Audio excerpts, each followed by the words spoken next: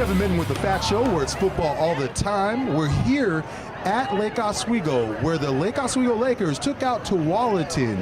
Here we have with us Jake Dukart. Jake, I just wanted to ask you quickly about this game. What was it about this week preparing for Tualatin this week? Was there anything special you guys had to be ready for? And tell me a little bit about that. The main mantra of our week was the Jeff Young ALS dedication on LF48 stuff, and it was pretty special playing a complete game, 48 minutes, and all week we practiced as hard as we could, and it was a big week for us. Yeah, very special when you talk about that and what it means, and especially you guys have the Nike making the special jerseys for you for a special night like this. Tell me though, in regards to the game, you came out in the game, there was a little bit of a situation where you guys were up, but then Tualatin came back. Tell me a little bit about what happened and what took place. We started out pretty hot. We got up 21-6, I believe it was, and kind of got complacent for a little bit. Our drive starting to slow down. We were going 3 and outs, and they broke a couple big runs. But in that fourth quarter, we buckled down, got a big touchdown. Our defense was great all night, and a couple big picks, and we came out on top. Yeah, that's something that really stood out, was the defense that made good stops to give you that momentum on offense. Tell me something about Tualatin. Really, what was tough about them as an opponent tonight?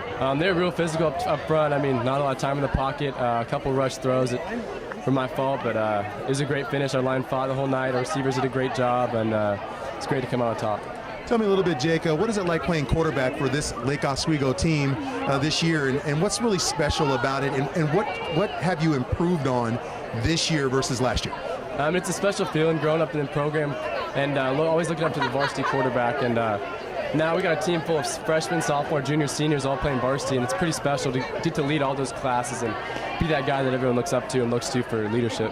Of course, and it's an important position in quarterback. Tell me one thing you have as a quarterback. What do you have to do to get ready for an opponent like this with Tualatin? We just got to make sure everyone's focused all week. You can't play a game with 10 players, 9 players. You got to have all 11 knowing their assignments and ready to do everything they can to win the game, and that's what we preach this week. Yes. So little something, especially with Houston Lillard. You on the 7-on-7 football. Tell me a little about what Houston Lillard has meant to you as a player and as a quarterback this year for Lake Oswego. I mean, Houston turned me into the quarterback I am today, and we put in countless hours together past winters, summers, all the time, and he's really meant a lot to me and kind of built me to who I am today.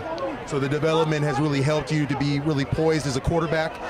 Tell me the kind of different reads as a quarterback that you have to make as far as progressions as a quarterback when you're facing a tough opponent like Tualatin. I mean, they got stuff going different size, everything different, and it's pretty much across the field reads and just trusting your defense, trusting your line, and trusting your receivers and trusting your line, and making sure everyone's gonna be in the right place. It's my job to get them the ball. Yeah, and tell me a little bit, what happened on some of those plays with regards to interception? What led to the interception a couple times that we saw there? One of them was a fake punt. I was kind of rolling out and nothing really better to do. Didn't want to punt, mess up someone up.